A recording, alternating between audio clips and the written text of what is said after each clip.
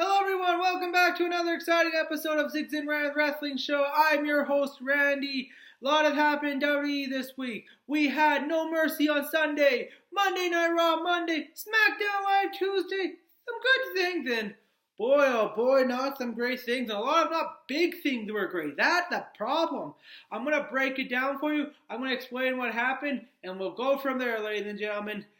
On Tuesday with SmackDown Live, not that much happening because Hell in a Cell is a week from this Sunday, so I will break more into that next week. But with SmackDown Live, it was announced it's going to be for the SmackDown Live Tag Team Championship. The Usos will defend against the New Day inside Hell in a Cell for the Tag Team Championship. This is only the third Tag Team Hell in a Cell match, and I believe the first time the Tag Team Championship will be up for grabs in Hell in a Cell. So I'll break more into that next week, what will happen.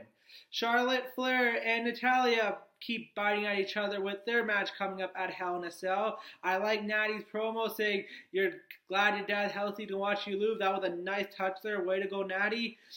At Hell in a Cell, it was announced the glorious one, Bobby Roode, will challenge Dolph Ziggler. I'm finally glad they're going to get Dolph to do something else. Imitating The Undertaker this week? That's a new time. Oh boy. But we'll see what happens at Hell in a Cell. We saw the Rusev Day, they call it, or how Bulgaria makes Rusev great. But Randy Orton crashed it with an RKO on Aiden English, who was out there. I have no idea why. But we'll see what happened there. And most likely these two will face in Hell in a Cell. We saw Baron Corbin beat up the Perfect 10, Ty Dillinger, challenge AJ Styles for the United States Championship. Most likely going to happen at Hell in a Cell. So we will see what will happen at Hell in a Cell. I will break it down for you next week. Now, Raw and No Mercy. So with No Mercy, we had some good matches. Miz vs. Jason Jordan, Finn Balor vs. Bray Wyatt, the Raw Tag Team Championship was great. That was, I think, the best match of the night. Hats off to team. They did an excellent job. And I'm going to give credit to Cesaro right here. Oh my goodness, he took that bump wrong. He broke his front two teeth, and he got fixed up and continued the match. Holy crap, you're bleeding like crazy. Your teeth are out of me in pain and crying. But way to go to the Swiss Cyborg. You and Sheamus did an awesome job. And we saw for the Raw Women's Championship, we saw Middle Miss Alexa Bliss successfully defended it against in that Fatal 5-Way. That again was a great match. They had everyone involved. Nia showed off her strength. Emma had some chances. Sasha. Bayley was there just for the pinfall. Now the question is, what are they doing with Bayley? But we'll see what happened here. Now, the big two WrestleMania hype matches. Well, first off, John Cena, Roman Reigns. What the hell was that? I am sorry, you hyped that the WrestleMania match. You better give me a WrestleMania performance.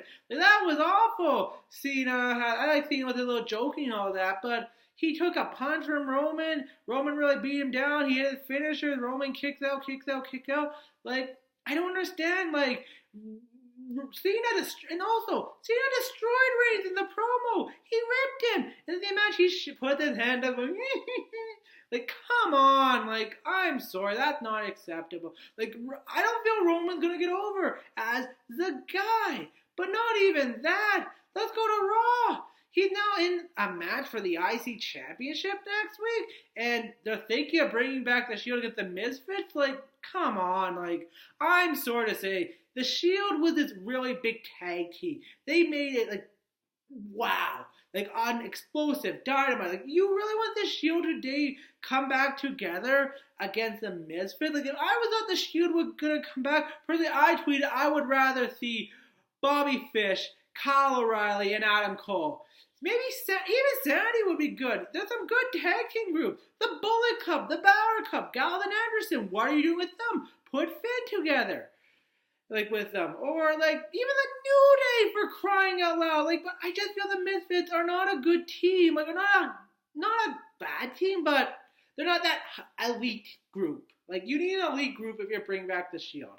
Speaking of Finn Balor, he had a good match with Bray Wyatt, but they're still fighting. Oh my goodness, it's just a story that never ends. Get it over with. put something in. Like, move it along these two. Like, I'm sorry, they're great athletes, but you're wasting talent here. Anyways, Braun Strowman did not conquer the beast in Brock Lesnar. But again, what was up with the match? It's like, oh my goodness. Honestly, like the Goldberg effect you're going to think happened. Braun in the first 2 minutes dominated Brock. And Brock finally got a little momentum going. But still, it's just like, okay, Brock wins. That's great. But the question is now, what do you do with Braun? The Universal Championship. I know Brock had the dates and all that, but it just feels like, okay.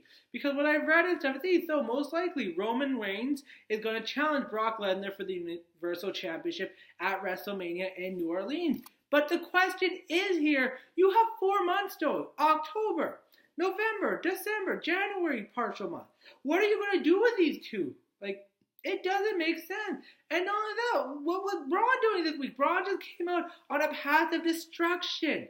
And he just destroyed Kurt Hawkins, and then Dean Ambrose challenging him back. So, what's the deal with Dean and Seth now? Are they back to singles at Tag Team Championship? Like, it just feels like that kind of takes the importance to tag team. You're a tag team. Now, we all know the big reason why Seth Rollins and Dean Ambrose have the Tag Team Championship. It gives the Revival a little time because, again, unfortunately, one of them is hurt. And now they can't even challenge the Hardys because Jeff Hardy's hurt. So, it's interesting here. So, we'll see what happens. Then we saw on the Monday night, I'm going to end with the Cruiserweight. Oh my goodness. Enzo Amore, could you not talk anymore? Like, ugh. Like, you were just talking crap, like all the reports and stuff. You're annoying with that. We experienced that firsthand. Glad Neville beat the crap out of you. Glad that Braun Strowman power slammed you. The Cruiserweight dominated you. But I think here the story here is this. If they're going to say, Enzo, be annoying, like, get on camera, make some money off it. Like, not the smart idea of it. But let's see more build to this stuff. Because Enzo hasn't shown himself as a Cruiserweight yet. As an elite athlete. As an athlete that's going to risk his body. Do amazing things. He just, like, that's Enzo for you. So we'll see what happens here. That's my rant for this week, guys. I know it's more of a rant than an explanation, but still, the product this week was horrible. And if I keep ranting all night, there's more to rant about. Jinder still doing the same promo for 3 weeks now. Nakamura attacking. Where's the build-up for Hell in a Cell? Like, come on! We'll see what happens here. Hell in a Cell is not next Sunday, the Sunday following. I think it's Thanksgiving Sunday for Canada, so enjoy turkey and watching Hell in a Cell. I will be back next week to break down Hell in a Cell, the matches for you guys. We'll see what happens on SmackDown Live and all that. Raw, hopefully they can have a nice bounce back week, but who knows? My God, I don't know. Anyways, I hope you enjoyed this episode of Zigs and Rand Wrestling Show. I will be back next week to preview Hell in the Cell. Have a good one.